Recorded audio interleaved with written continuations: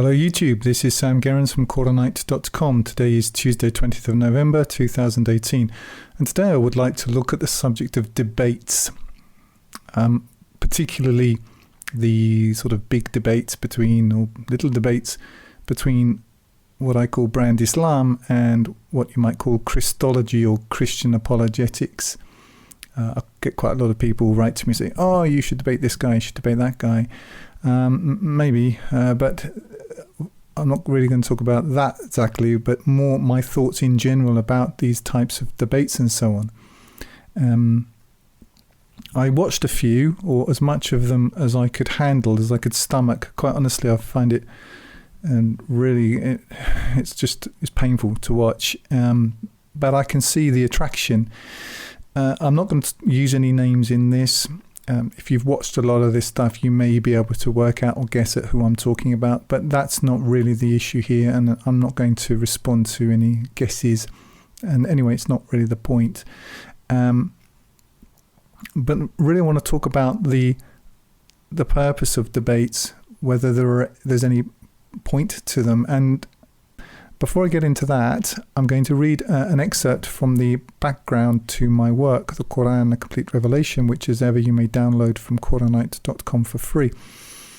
And in this, I'm really talking about, the control grid and vis-a-vis my work. So anyway, to quote, clearly the gatekeepers of this particular facet of the overall control grid are unlikely to smile upon findings which in essence debunk their religion on the basis of the book they claim as its foundation. Here I'm really referring to my own study of the Quran.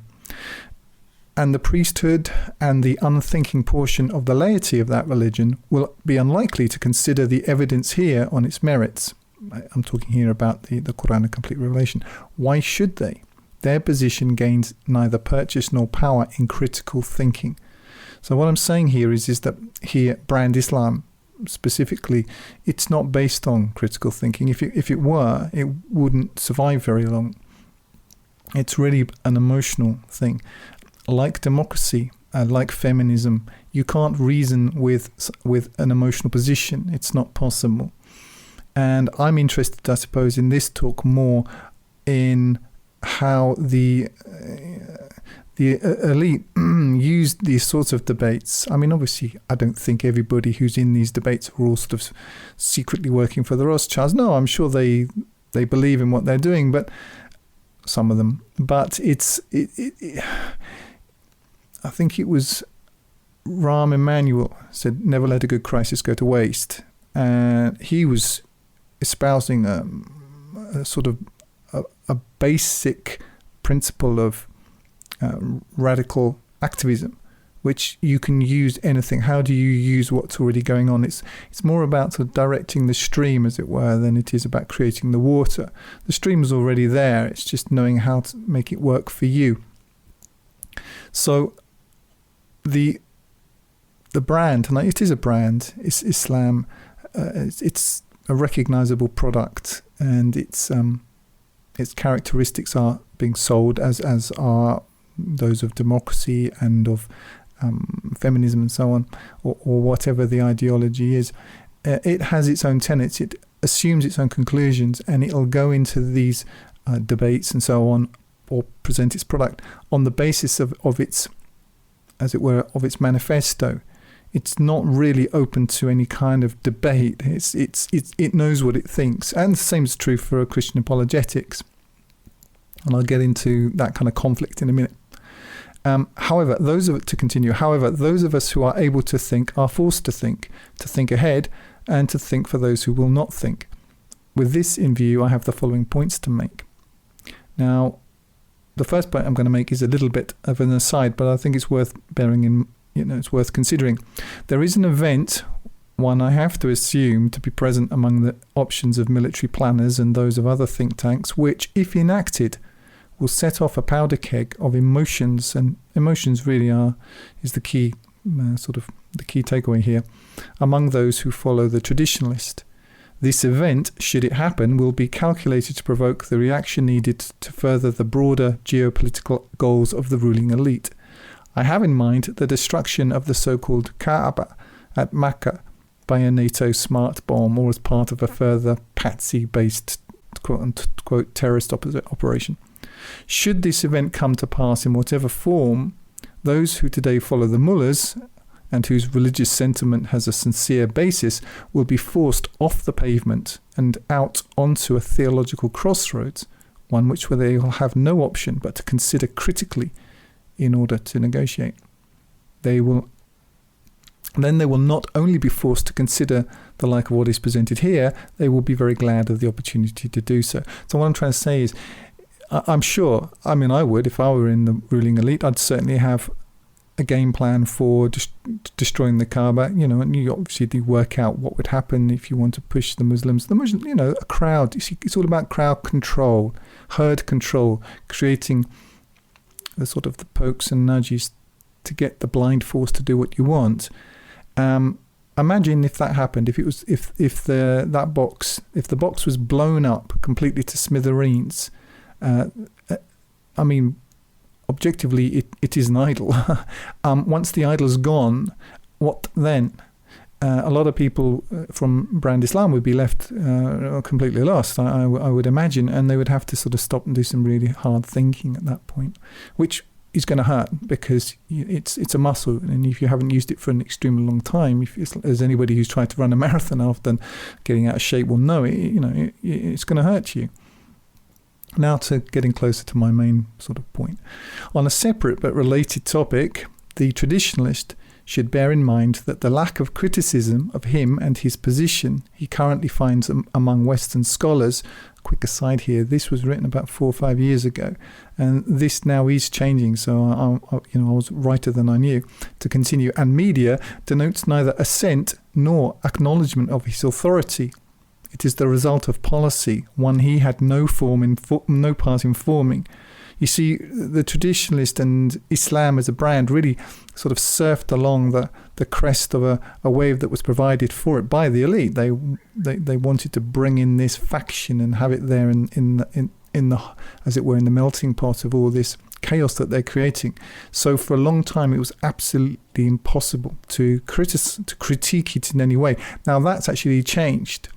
And a lot of people in brand Islam thought it was something to do with them. They thought they were like the feminists today think it's all about them, or Germaine Greer 25 years ago thought it was all about her. It's not about any of these factions. The ruling elite don't care what badge you wear. They just care how they can use you. And once they've finished using you, like with the homosexuals and so on today, they'll be thrown under the bus as well at a further down the stream. So to continue, as and when the ruling elite's need for an Islamic bogeyman abroad and Islamic social engineering programs at home are superseded by narrative requirements featuring some new set of fictions, be it asteroids heading towards Earth, alien invasion, or some new contagious disease, it doesn't really matter. The cultural cover which the Islamicists presently enjoy in the West will cease. If and when that happens, criticism of the traditionalist narrative will become common, if not de rigueur. The traditionalist's total narrative is both fundamentally and obviously faulty, as anyone with even average critical abilities who has taken time to look at the evidence will allow. And attacking it on the basis of the hadith literature has 2 key features, and now I'm getting into what I want to talk about, the debate thing, both of which are rather depressing for the traditionalist. Firstly, it is fun. And secondly, it has a tantalizingly low entry point. What I'm trying to say is it's really, really easy. There are entire YouTube channels run by intellectually unimpressive Christians dedicated to little other than bashing hadith, the total impression of which is of hicks sitting out in the yard, calmly blasting fish in a barrel with shotguns over a few beers with a boar on the spit in the background. The Muslims naturally have their own champions, and while certain Muslim apologists, intelligent ones, and there are some, make a strong presentation while attacking the legion problems with Christian narratives, they look distinctly weak once forced to defend hadith, or the Quran when presented on the basis of the same.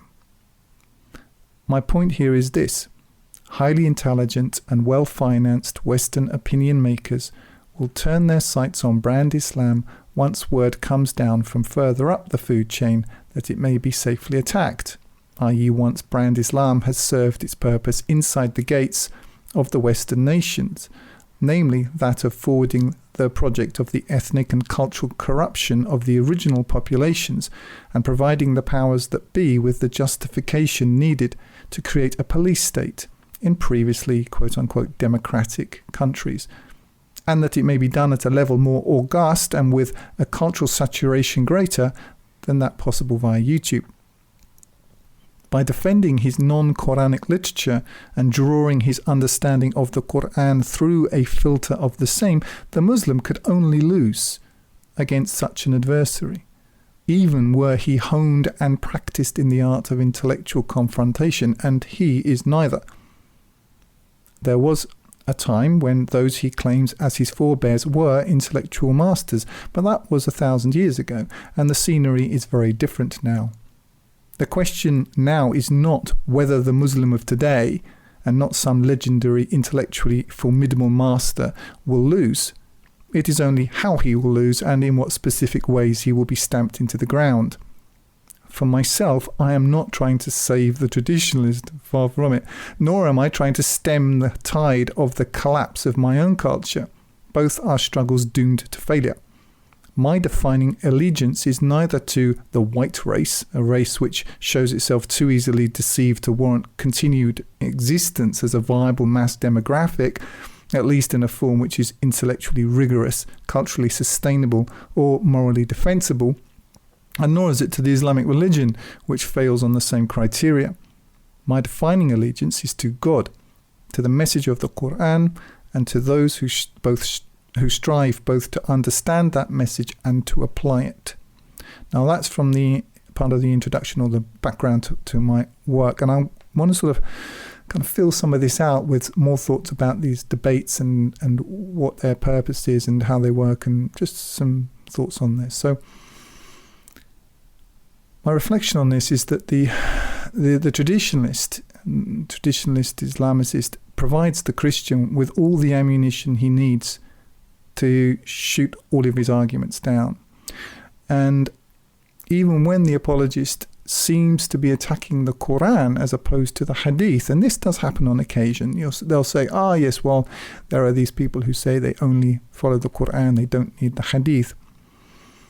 Because the traditionalist has provided the Christian apologist with his translations and understanding of the Quran, and because all of that understanding is entirely predicated upon the Hadith, what the Christian apologist is really doing is attacking the Quran on the basis of the Hadith.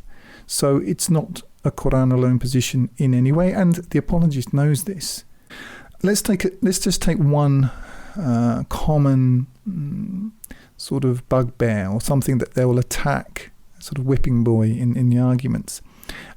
Surah. You see, the traditionalist will claim, the Quran says just bring a surah, and no one can do this. This is impossible, and that's a proof of the Quran. You see, so the apologist will then go to the most horrific translation he can find a very short surah, completely misunderstood by the traditionalist usually, and then read it and say, well, what's so amazing about this? Fair point. What is so amazing about it?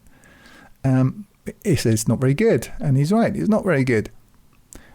The Islamicist doesn't correct him, because he can't correct him, because he doesn't actually know the Quran. What he knows is the Hadith, and then he sort of throws these Hadith a bit like throwing it at a wall, throwing mud at a wall. He hopes some of it seems to stick, and then he says, well, that's the wall. Well, no, it's not. It's the mud you've been throwing at the wall, you see.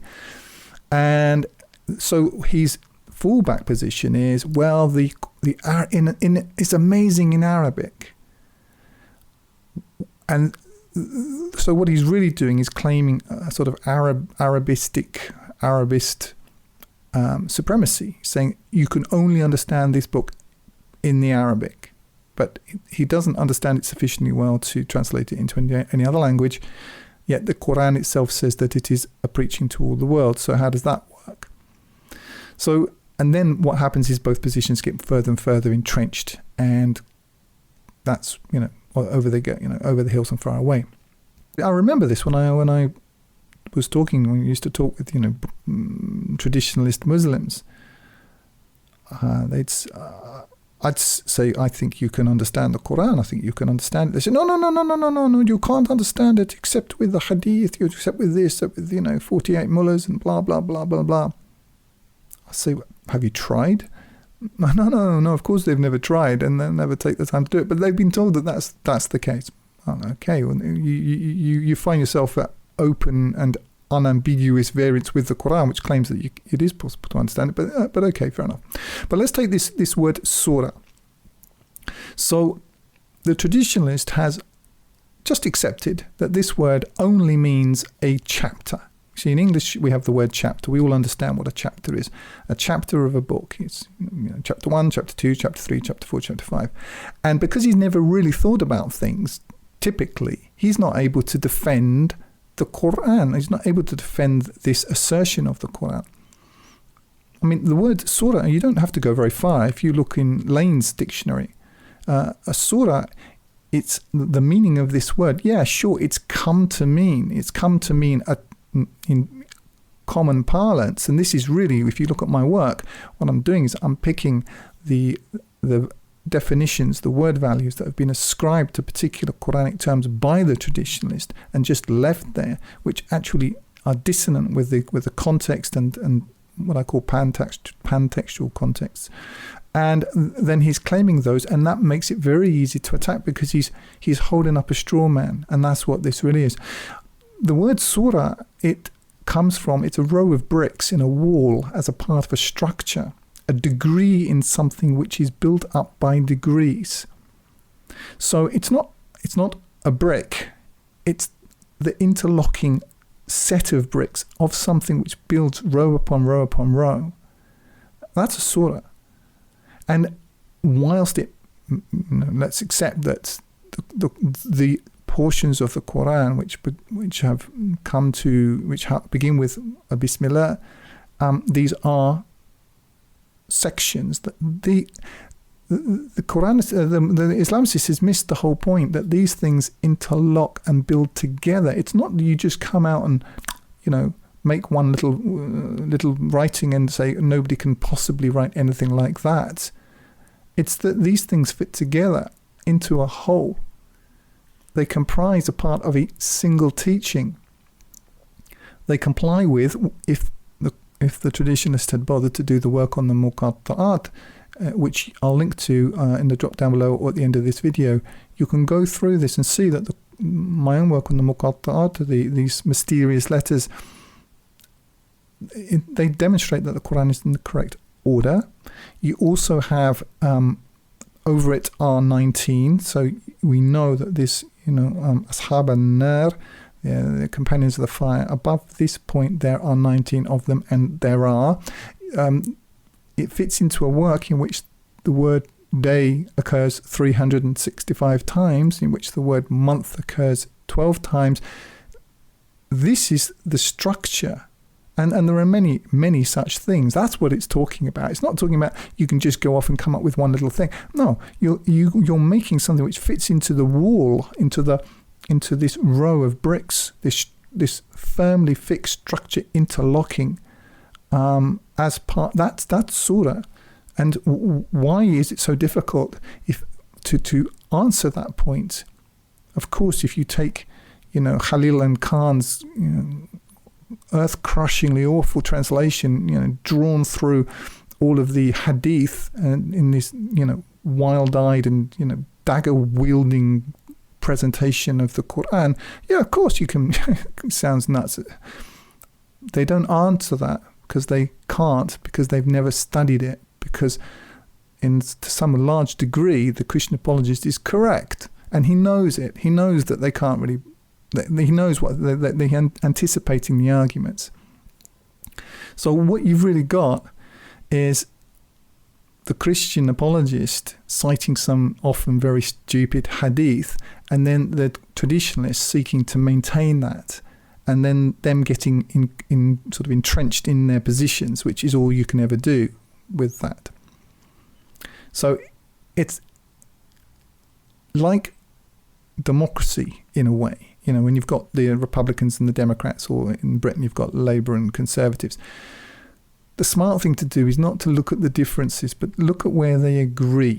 That's how I would say. So look at where, if you want to understand these debates and all of that, look at where they actually agree. They agree that, and now this, I'm going to read just a snippet from the preface to my work. They agree that, quote, the Quran may be fully understood only via the traditionalist and his recourse to a vast later literature called the Hadith. They agree that, taken together, the Quran and the Hadith provide the foundation of what is called Islam. And they further agree that Islam is a religion in the sense of prescribed dogma, rite and custom, and that by following the traditionalist presentation of that religion, one aligns oneself with the core Quranic imperatives. Now, I reject that entire premise, and I do so on the basis of the Quran, because the Quran itself and that premise, they're entirely irreconcilable, and that's why the traditionalists can never win and why the apologists can never lose.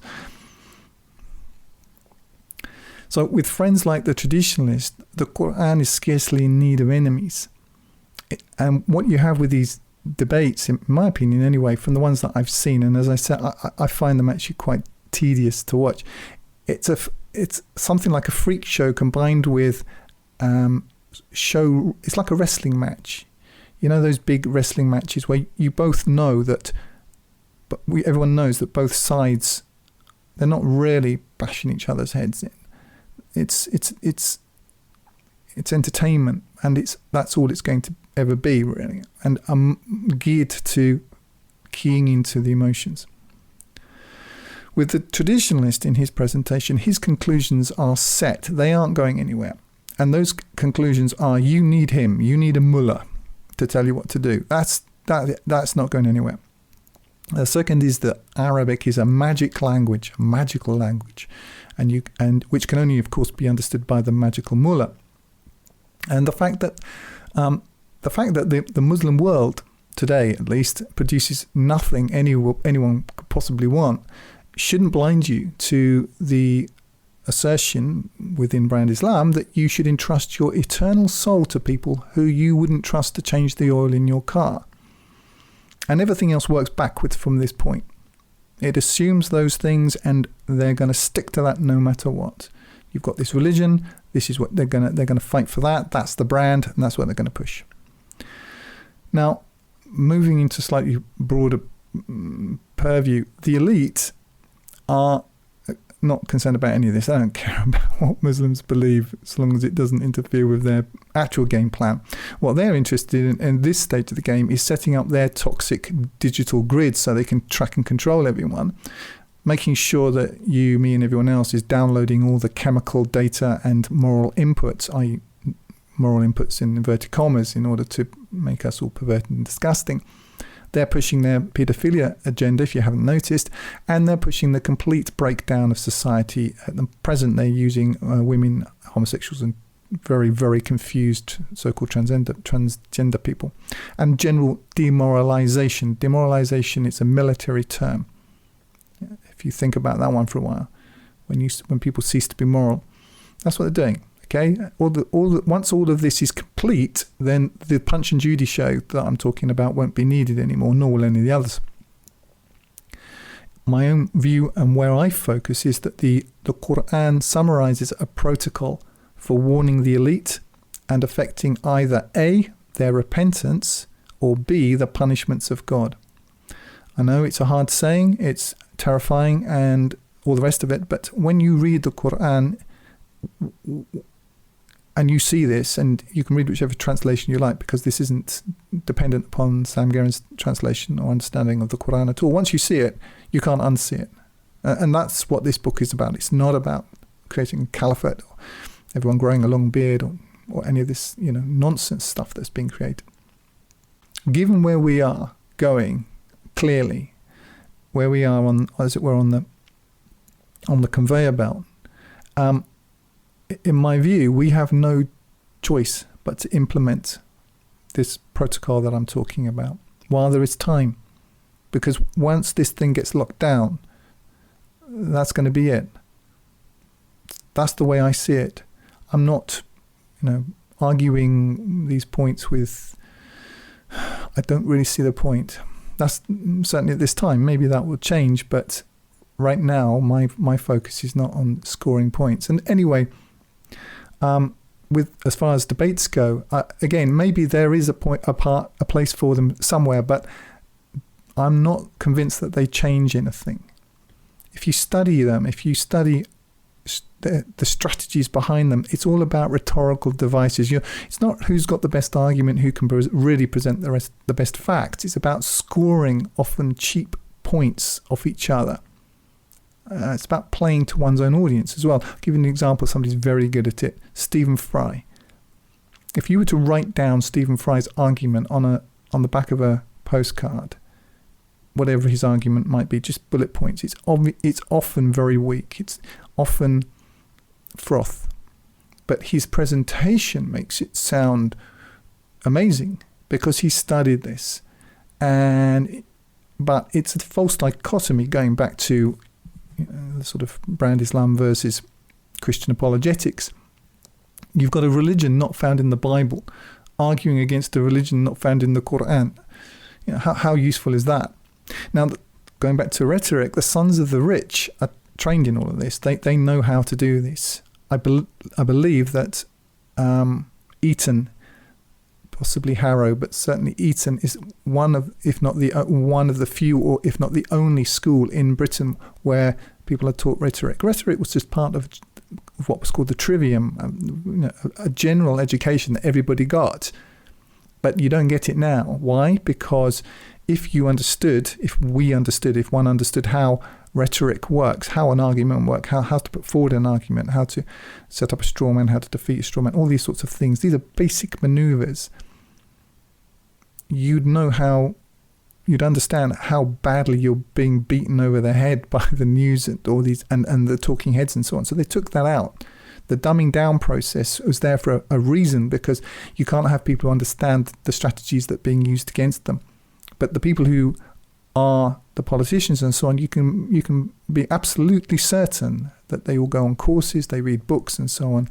So they don't want you, the audience, understanding the magic, the sort of what we call in Russian the dust in the eyes that's been worked upon us. Another point would be nobody ever stopped a debate halfway through and said, you know what, you're completely right.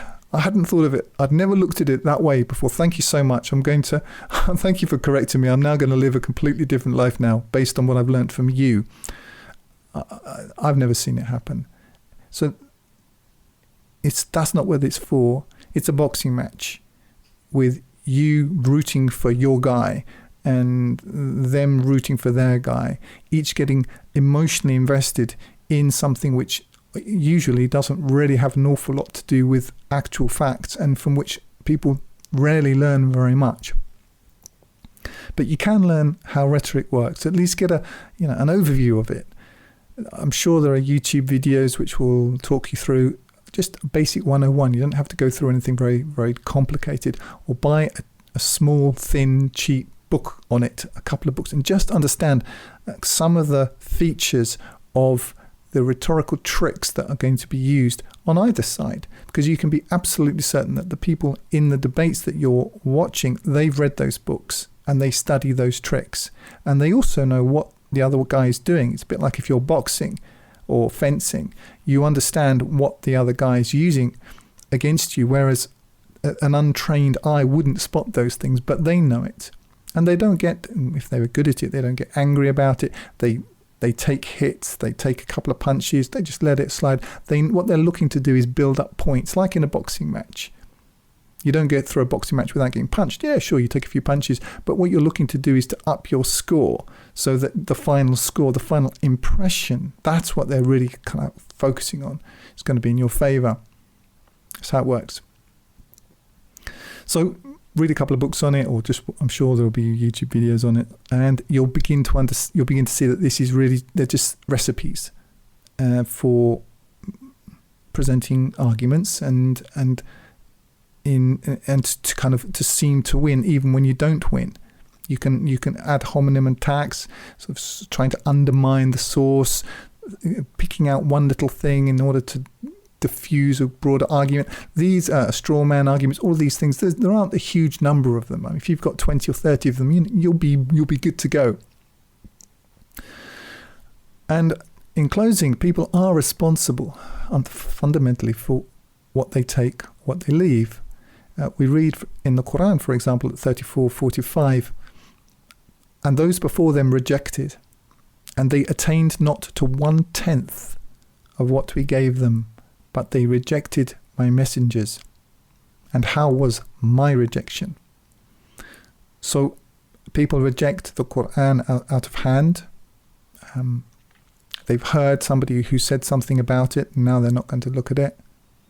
You could say, well, because it's easy to feel, especially in my line, that you have to bring your work to this huge audience. No, you don't. You do your work. You make sure you stay focused on what's important, what you can do. But you're not responsible for making everybody understand. Anybody today who has eyes and an index finger and an internet connection is making a choice on a daily basis about what they learn or what they don't learn. And God guides who he guides. It doesn't mean be completely indifferent to it. It doesn't mean don't do your work. It doesn't mean don't make efforts. But trying to force other people to accept something or read something or study something, you can't do it. You can't do it. So I think that to some extent these big debates are disingenuous, and the people behind them know that. Anyway, that's my position currently, and I'm going to stick to the things that I can do something about, and currently that's finishing the God Protocol and completing this sort of tranche of work for people who will consider it, and that's my focus. That's all for now. If you're listening on YouTube, you can download my full translation of the Quran free using the button in the top right hand corner, or buy the hard copy there at 10% less than on Amazon. I also encourage you to sign up for the Quranite Plus newsletter on the site to get occasional micro updates. You can download the audio from my YouTube videos to your mobile device using the links in the drop down below. I recommend meetquranites.com to connect with other Quran alone believers. Like if you like, comment if you have something constructive to say, and subscribe to get more each week. And use the link in the drop down below to donate if you would like to help me keep doing this. And remember, this life is short. Eternity is long. If you want good trees, plant good seeds.